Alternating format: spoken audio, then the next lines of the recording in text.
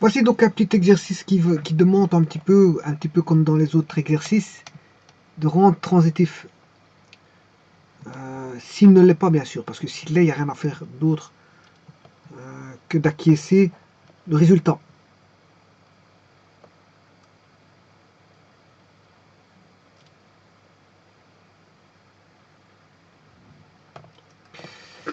Donc on a un diagramme sagittal avec un ensemble qui est complet, hein, je vous le dis tout de suite, il est complet. Il contient 3 éléments qui est ABC, rien d'autre. Donc c'est un ensemble complet, on peut penser qu'il n'y a que ça. Il n'y a rien d'autre comme élément puisqu'il est complet. Il y a A, B, C, tout est fixé. L'ensemble se dénomme E. Bon, on a un diagramme sagittal. Et on a le graphe G qui est donné par les couples AB, BC, CA. Je vais m'atteler à faire les correspondances. Donc on a une correspondance de A vers B. Donc de A vers B.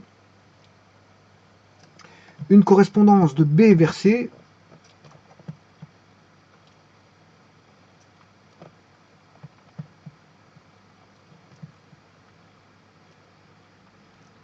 Et une correspondance de C vers A.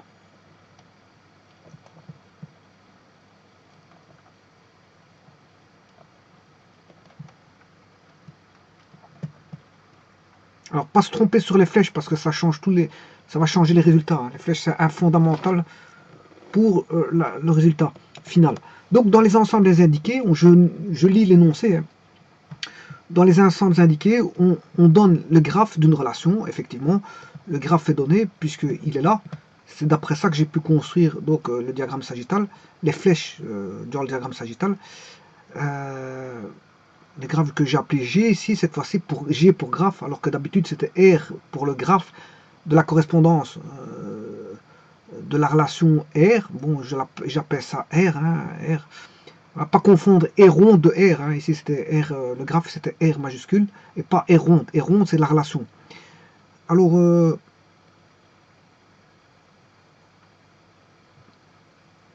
je vous disais que la relation est-elle transitive si pas compléter le graphe avec le minimum de couple afin que la relation ainsi construite soit transitive. Donc l'organigramme, si vous voulez le logigramme ou organigramme, il est ici à votre droite.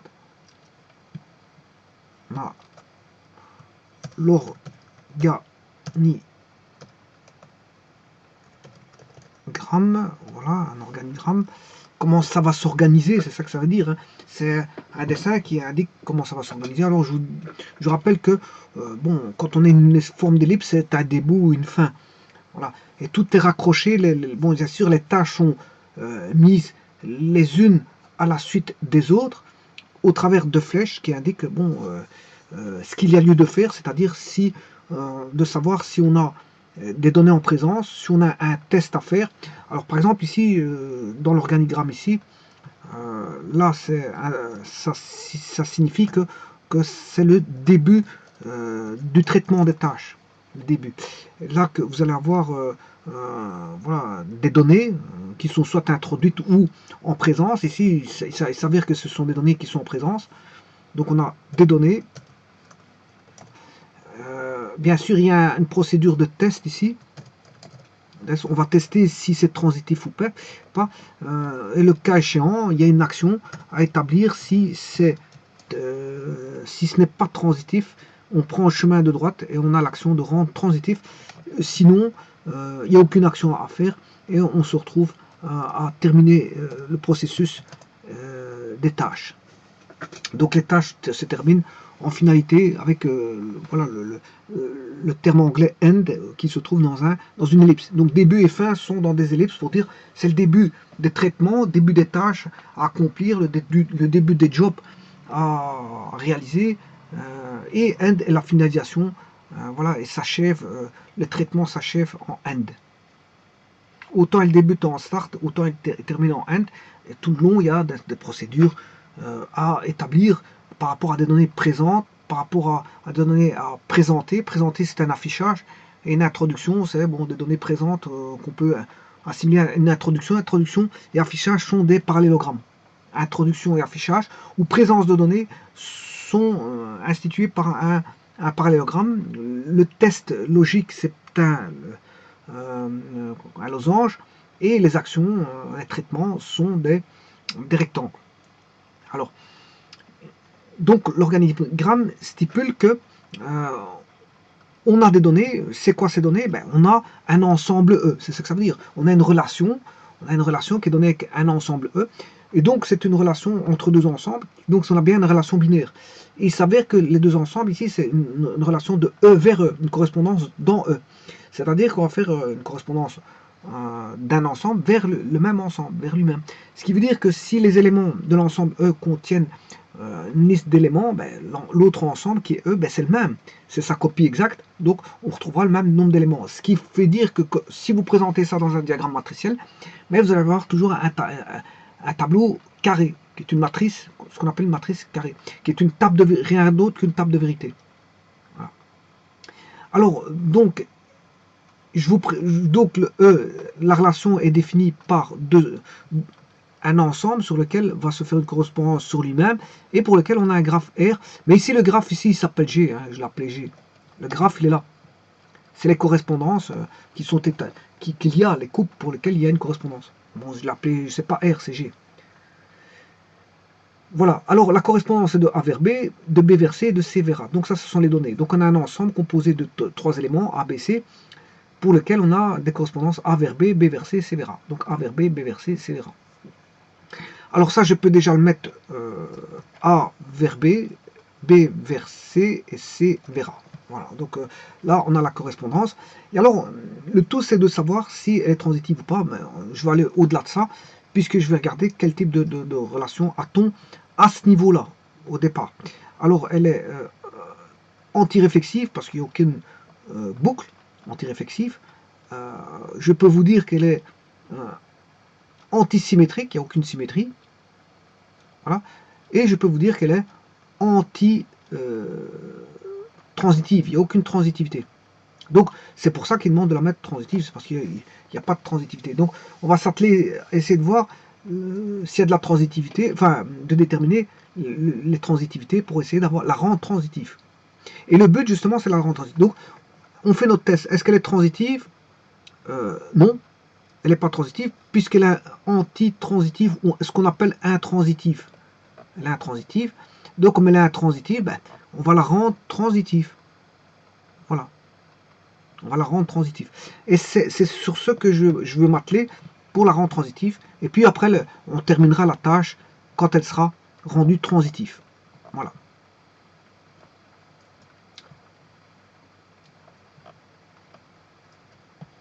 Alors pour ça, il faut créer donc une succession de chemins.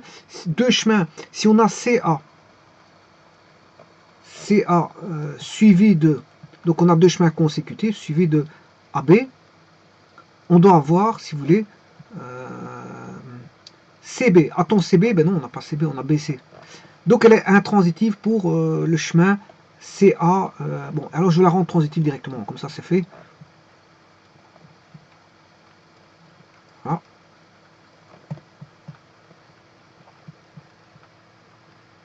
Alors, CB maintenant elle est transitive. Elle était intransitive, maintenant ce cas de figure là il est transitif.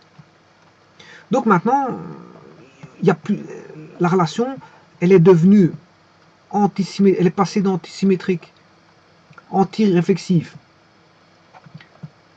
d'antiréflexive, antisymétrique et intransitive ou antitransitive. Pour l'instant, elle est toujours antiréflexive et bien sûr maintenant elle est non symétrique parce qu'il y a un cas de symétrie. Voilà, elle est devenue non transitive alors qu'elle était intransitive, elle est devenue non transitive. Et on va faire une succession de non-transitivité pour tomber en finalité, démarrer de l'intransitivité, débuter de l'intransitivité pour, bien sûr, c'est plusieurs traitements, rendre transitive. Quand je marque ici rendre transitive, c'est plusieurs actions, hein, c'est pas que forcément qu'une seule. Voilà. Donc maintenant, je prends une seconde action, je vais regarder un autre chemin. Normalement, je devrais boucler la transitivité, l'action de transitivité. Ici, j'ai pris l'action de transitivité voilà, qui va traiter plusieurs cas de figure en une fois. C'est ça. Bon, en vérité, il faut chaque cas de figure, il faut retester si c'est transitif ou pas. Hein. Voilà, je dois rendre transitif, tester si c'est transitif, et ainsi de suite, boucler pour voir si j'ai une transitivité finale. Voilà. Alors, donc j'ai bien une transitivité en partie, partielle, donc elle est, pour l'instant elle est toujours non, elle est passée intransitif à non transitif, intransitif à non transitif. Maintenant je vais faire un autre chemin, je vais regarder le chemin BC suivi de CA. Voilà. Est-ce que c'est un transitif ou intransitif? Ça c'est intransitif parce que le chemin BA n'existe pas. Le chemin BA n'existe pas, donc je vais le mettre comme pour la rendre transitif. Voilà. Maintenant, je la mets, je mets le chemin BA.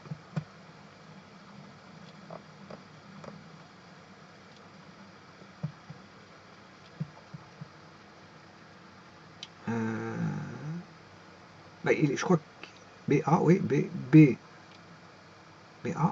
il est là. Voilà. Donc, cette fois-ci, celui-là, il est transitif. Hein.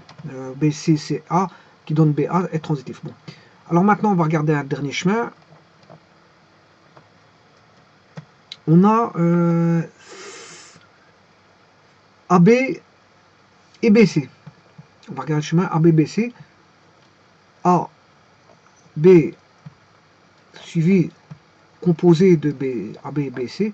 Ça devrait donner AC. Or, on n'a pas AC. On n'a pas AC. Donc, elle est intransitive ici. On va la rendre cette fois-ci transitive. Voilà.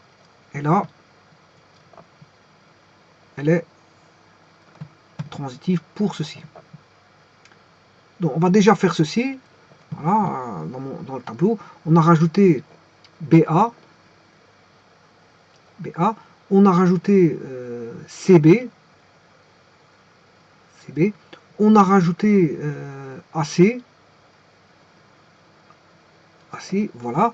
Alors maintenant, c'est pas court transitif hein, parce que on a des couples aller-retour en AB-BA. Pour la rendre transitif, maintenant vous savez ce qu'il faut faire. Faut faire ceci. Voilà. Là, AB-BA est transitif complètement. BC-CB est non transitif. Pour la rendre transitive complètement, là, elle est transitive. Et maintenant, tout est transitif. Donc il a fallu rajouter, si vous voulez, AA, BB, CC. Alors, pourquoi c'est transitif? Parce que vous le savez très bien, si vous avez regardé les exercices précédents, pour rendre transitif, ben, vous devez faire AB et BA, AB, BA qui va donner AA, mais vous devez faire BA et AB qui donne BB. Voilà, on va avoir une transitivité, une double transitivité. Voilà, dans les deux sens. Mais ça, allez voir les vidéos précédentes, j'explique très bien ça. Donc voilà, là, maintenant, elle est rendue transitive, donc le traitement est terminé. Donc, comment est-elle devenue maintenant? La relation, elle est devenue réflexive, symétrique, et elle est devenue transitive. Elle est rendue transitive, elle est passée d'antisymétrique à symétrique et d'antiréflexif à réflexif. Donc, il a fallu faire tout un cas de figure de traitement. Donc, les traitements se font étape par étape. Voilà. Je vous remercie beaucoup.